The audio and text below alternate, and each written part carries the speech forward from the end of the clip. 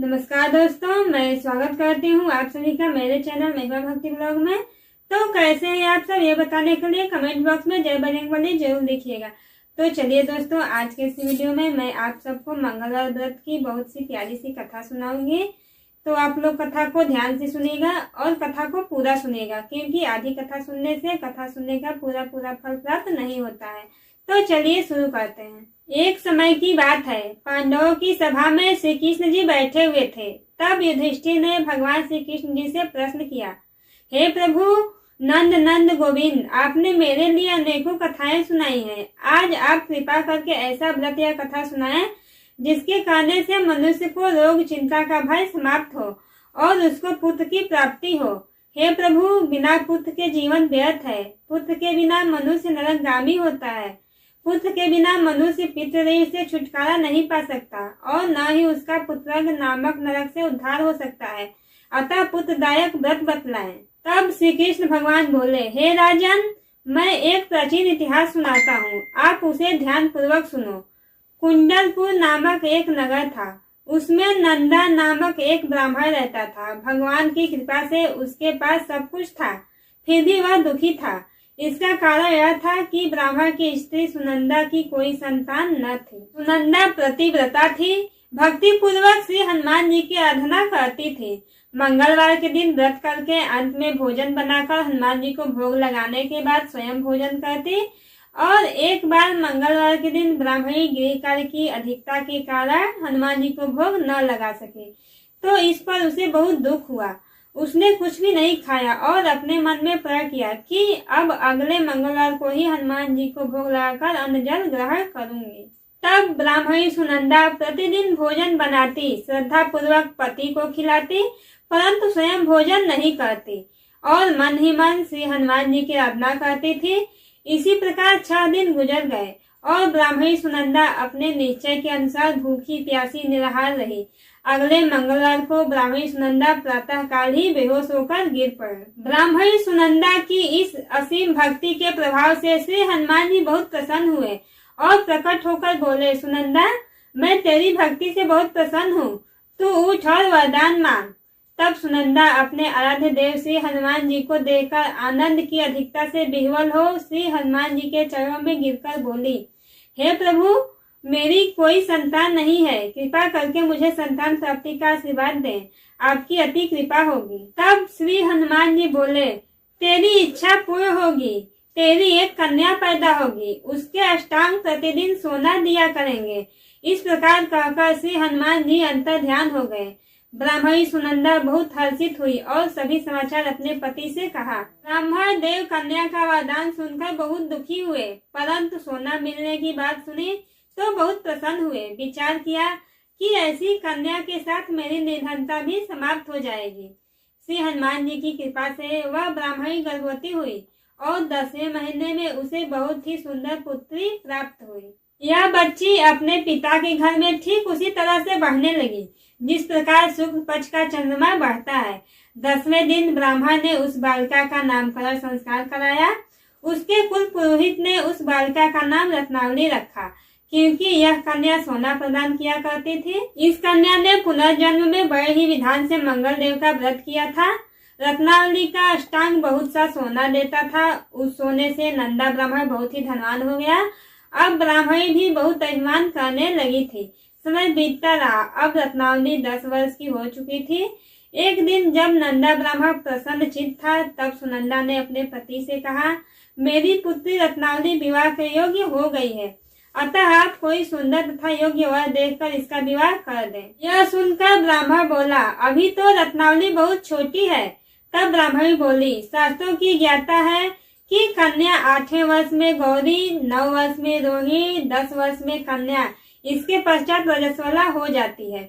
गौरी के दान से पाताल लोक की प्राप्ति होती है, रोहिणी के दान से वैकुंठ लोक की प्राप्ति होती है और कन्या के दान से इंद्रलोक में सुखों की प्राप्ति होती है।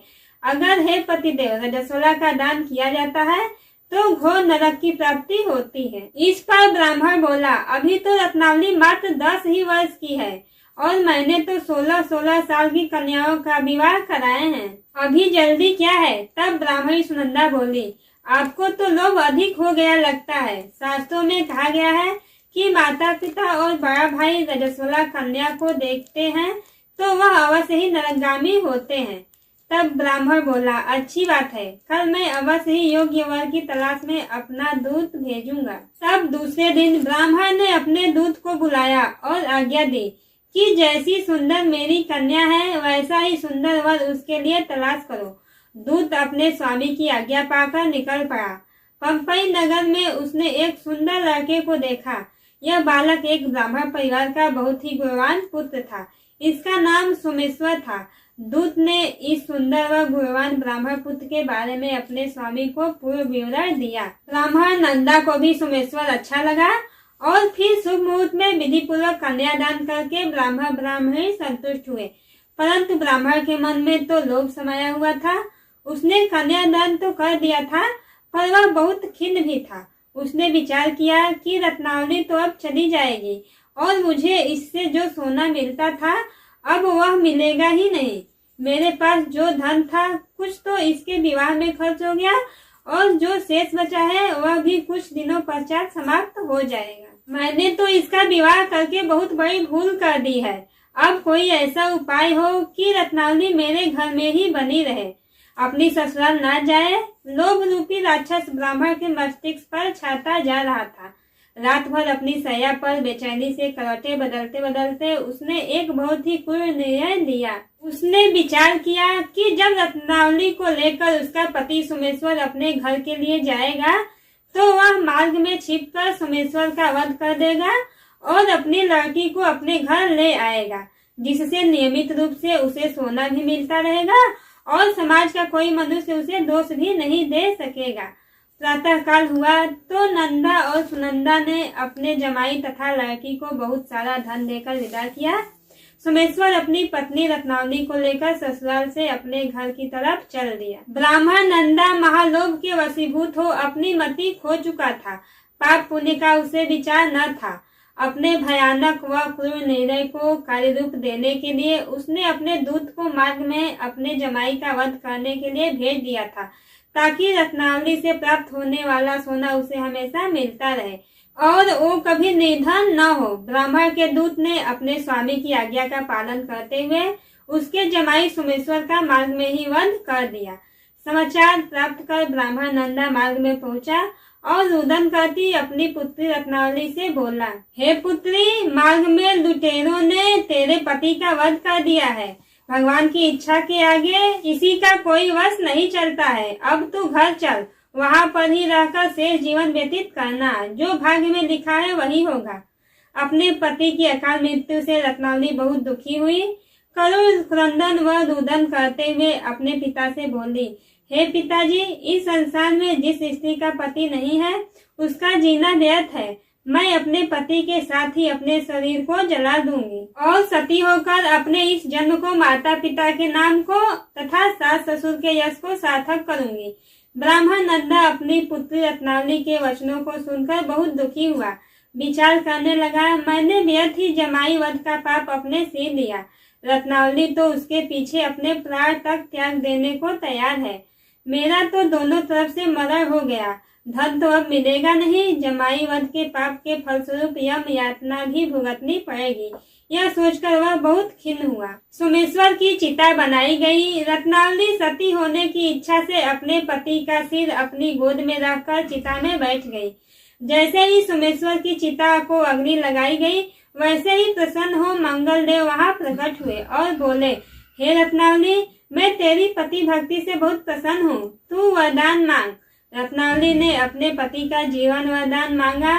तब मंगल देव बोले, रत्नावली, तेरा पति अजर अमर है, यह महाविद्वान भी होगा और इसके अतिरिक्त तेरी जो इच्छा हो वो वरदान मांग। तब रत्नावली बोली, हे ग्रहों के स्वामी, यदि आप मुझ पर प्रसन्न हैं तो मुझे यह वरदान दीजिए कि जो भी मनुष्य मंगलवार के दिन प्रातः काल लाल पुष्प लाल चंदन से पूजा करके आपका स्मरण करे, उसको रोग व्याधि न हो, स्वजनों का भी वियोग न हो, सर्प अग्नि तथा शत्रुओं का भय न रहे। जो स्त्री मंगलवार का व्रत करे वह कभी विधवा न हो। तब मंगल देव तथास्तु कहकर अंतर्ध्यान हो गए। सोमेश्वर मंगल देव की कृपा से जीवित हो उठा।